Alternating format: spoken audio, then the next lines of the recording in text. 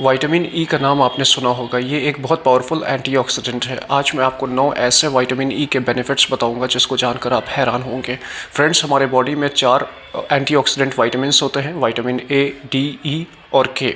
Vitamin E जिसको tocopherol भी बोलते हैं और टोकोट्रिनॉल्स बोलते हैं, इसके अंदर एक अल्फा टोकोपिरॉल होता है कंपोनेंट जो सबसे ज़्यादा जिसके ऊपर स्टडी हुई है, सबसे ज़्यादा रिसर्च हुआ है और इसके बहुत ज़्यादा इंपॉर्टेंट फंक्शंस हैं।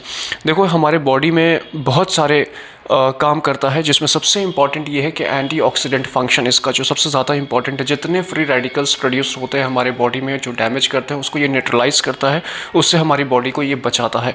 अच्छा, 9 ऐसे बेनिफिट्स मैं आज आपको बताने वाला हूँ जिसको आप समझ जाओगे कि vitamin E is very important for our body regulation system. देखो, सबसे पहला बेनिफिट है इसका एक पावरफुल एंटीऑक्सीडेशन प्रॉपर्टी है। बहुत ज़्यादा एंटीऑक्सीडेंट्स है। देखिए फ्रेंड्स, हमारे बॉडी में बहुत ज़्यादा पॉल्यूशन, स्मोक, अल्ट्रावायलेट रेडिएशंस आते हैं जिसकी वजह से फ्री रेडिकल प्रोड्यूस होता है और ये फ्री रेडिकल जो है सेल्स को डैमेज करता है, लेकिन विटामिन ई जो है इसको न्यूट्रलाइज करता है। और आप जान के हैरान होंगे, जो सेल्स के अंदर लिपिड्स होते हैं, प्रोटीन्स होते हैं, इनको प्रोटेक्ट करता है। इवन डीएनए जो है उसको प्रोटेक्ट करता है। तो इसका यहाँ पर बहुत इंपॉर्टेंट फंक्शन हो जाता है। जितने भी प्रोटीन्स से बने हुए हमारे बॉडी में पार्ट्स हैं उसको प्रोटेक्शन प्रोवाइड करता है, काइंड ऑफ आप कह सकते हो। सेकेंड नंबर पर आता है ये हमारे इम्यून फंक्शन को बहुत अच्छे से इम्प्रोवाइज़ करता है और रेगुलेट करता है, इन्हेंस करता है इम्यून रिस्पॉन्स को। ये एक बहुत इंपॉर्टेंट, जितने हमारे इम्यून सेल्स जो हैं, जो टी सेल्स हैं, बी सेल्स हैं, इनके काम में ये हेल्प करता है। तो ये एक बहुत इंपॉर्टेंट प्रॉपर्टी हो जाती है और हमारे बॉडी के रेजिस्टेंस को बढ़ाता है। ऑर्गन डैमेज जो बाहर से और जर्म्स हैं या पोल्यूशन हैं, जो ऐसे नुकसानदेह टॉक्सिक चीज़ें हैं, उससे हमारी बॉडी के रिस्पॉन्स को, इम्यून रिस्पॉन्स को ये इंक्रीज़ कर देता है, बढ़ाता है, मतलब काइंड ऑफ प्रोटेक्शन प्रोवाइड करता है। तीसरे नंबर पे इसके जो बेनिफिट है दोस्तों, स्किन हेल्थ के लिए बहुत अच्छा माना जाता है। स्किन हेल्थ, जो हमारे त्वचा की जो हेल्थ है, उसके लिए vitamin E is very important friends. इसमें आप जानो, देखो, ये हमें प्रोटेक्ट करता है यूवी अल्ट्रावायलेट रेस से, है ना। जितने भी आप देखो सनस्क्रीन्स जो बनती हैं, जो कंपनियां बनाती हैं, उन सब में विटामिन ई के जो है कंपोनेंट्स होते हैं। इसके अलावा ये रिंकल्स को भी जो है, रिंकल्स हो गया, डिस्कलरेशन हो गया जिसको फ़ोटो एजिंग कहते हैं, उसको जो है ये मिनिमाइज़ करता है। और आपको ये भी बता दूं मैं, जितने एक्जिमा होते हैं, एक्जिमा हो गया, एक्ने हो गया, ये जो स्किन पे ये काइंड ऑफ डर्मेटोलॉजिकल जो डिजीज़ेज़ हैं, इसको मिनिमाइज़ करता है। तो आप देख रहे हो ना कितना ज़्यादा इंपॉर्टेंट है। चौथे नंबर पे कार्डियोवैस्कुलर हेल्थ, जो हार्ट सिस्टम है, इसके ऊपर विटामिन ई का एक बहुत अच्छा सा रिस्पॉन्स होता है। आपको मैं बता दूं, जो एलडीएल होता है वो ऑक्सीडाइज होके ही जो है वेसल्स में डिपॉजिट होता है और ब्लॉकेज कॉज करता है। वो कोलेस्ट्रॉल और ट्राइग्लिसराइड बनता है, ब्लॉकेज कॉज करता है। तो जो एलडीएल का ऑक्सीडेशन स्टेप है उसको विटामिन ई वहीं पर रोकता है। तो आप कह सकते हो कि ये ब्लॉकेज को रिड्यूस करता है। एलडीएल और ट्राइग्लिसराइड जो है उसको डिपॉजिट नहीं होने देता है वेसल्स में, जो ब्लॉकेज कॉज करता है, और आपको हार्ट अटैक से और सडन कार्डियक डेथ से विटामिन ई बचाता है, आप ऐसे कह सकते हैं फ्रेंड्स। पांचवा फंक्शन इसका है कि ये एजिंग प्रोसेस को स्लो करता है और आसान भाषा में अगर मैं बताऊं तो बुढ़ापे को ये प्रोलॉन्ग करता है, मतलब बुढ़ापा जल्दी नहीं आने देता है। कैसे? देखो, इसका जो है एक स्किन ऑर्गन जो है, मसल एजिंग है, जितनी भी एजिंग प्रोसेस है उसमें ये डिले करता है। देखो, जितने भी स्किन के एजिंग हो गए, मसल एजिंग हो गया, बोन्स एजिंग हो गए, और जितनी भी इस तरह की अपने एंटीऑक्सीडेंट प्रॉपर्टी होने की वजह से इन सारी एजिंग को ये डिले करता है, प्रोलॉन्ग करता है और उसको नहीं होने देता है। तो बुढ़ापे को कहीं ना कहीं ये अच्छा। छठे नंबर पे आई हेल्थ, आँख के हेल्थ के लिए बहुत ज़्यादा बेनिफिट बताया गया है विटामिन ई में फ्रेंड्स।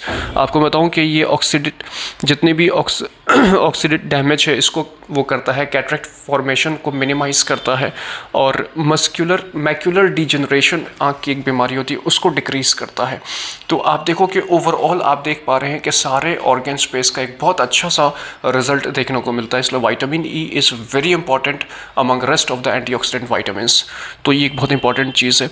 सातवें नंबर में बताऊँ आपको, न्यूरोलॉजिकल प्रोटेक्शन प्रोवाइड करता है। न्यूरोलॉजिकल प्रोटेक्शन, आप समझ रहे हो ना, जितने भी डीजनरेटिव जो डिजीज़ेज़ हैं, न्यूरो डीजनरेटिव प्रोसेसेस हैं, जो न्यूरॉन्स का डीजनरेशन कॉज करती हैं, उनको ये मिनिमाइज़ करता है।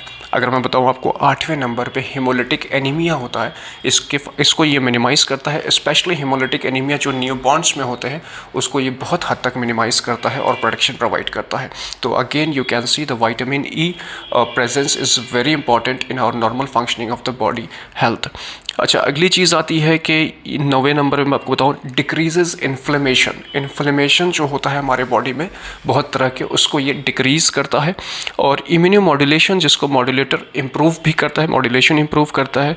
जितने प्री इन्फ्लेमेटरी मॉलिक्यूलर है उनको इनहिबिट करता है। और प्लेटलेट एग्रीगेशन को भी ये मिनिमाइज़ करता है, मतलब क्लॉट फॉर्मेशन को ये रोकता है। मैंने आपको कितनी वीडियोस में बताया है, क्लॉट जो है यही ब्लॉकेज बनाता है, इसके पर्दे फटते हैं, जिसको हम लोग एथेरोमेटस प्लेग कहते हैं, और वो कहीं ना कहीं हार्ट अटैक का एक कॉज बनता है। तो क्लॉट फॉर्मेशन को ये मिनिमाइज़ करता है। तो again this is very important. तो आपने देखा in short and in very precise के 9 हेल्थ बेनिफिट्स जो है विटामिन ई के, मैंने बताया आपको। अब क्वेश्चन उठता है कि विटामिन ई का सोर्स क्या है, कहाँ से हमें विटामिन ई प्रोक्योर कर सकते हैं, किन चीज़ों में हमें विटामिन ई मिलता है फ्रेंड्स। तो जितने भी तेल होते हैं, नट्स होते हैं, इनमें विटामिन ई होता है। लेकिन कार्डियो प्रोस्पेक्टिव से हम लोग मना करते हैं कि जितने भी नट्स हैं, तेल हैं, इनका सेवन आपने नहीं करना है। The reason behind is again ये तेल है, तो ये कहीं ना कहीं कोलेस्ट्रॉल, ट्राइग्लिसराइड, ये सारी चीज़ें बॉडी में बढ़ाएगा और वो हमें फिर ब्लॉकेज कॉज करेगा और हार्ट अटैक का कैंडिडेट बना सकता है। तो मैं उसको रिकमेंड नहीं करूँगा। फिर किन चीज़ों में आता है, देखो फ्रेंड्स, जो ब्रोकली होता है, ब्रोकली पहाड़ी गोभी होता है, कैबेज जिसको कहते हैं, इसमें बहुत अच्छे मात्रा में विटामिन ई होता है, इसका आप सेवन कर सकते हो। जो बेल पेपर होता है, लाल शिमला मिर्च जिसको कहते हैं, लाल शिमला मिर्च में विटामिन ई का कंटेंट बहुत ज़्यादा होता है। अगेन आप इसको ले सकते हो। कीवी फ्रूट का आपने नाम सुना होगा, this is very good and very rich in vitamin E friends.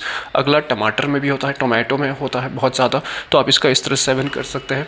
दूसरा, ये जो नेचुरल सोर्सेज हैं, मैं इनको ज़्यादा रिकमेंड करता हूँ, but you can also take vitamin E tablets भी आते हैं, उसको भी आप ले सकते हो। But again in vitamin E tablets there is an oil content as well, तो वहाँ पे थोड़ा सा उसको डिस्करेज करते हैं। But overall you can take the tablets and the natural sources as well.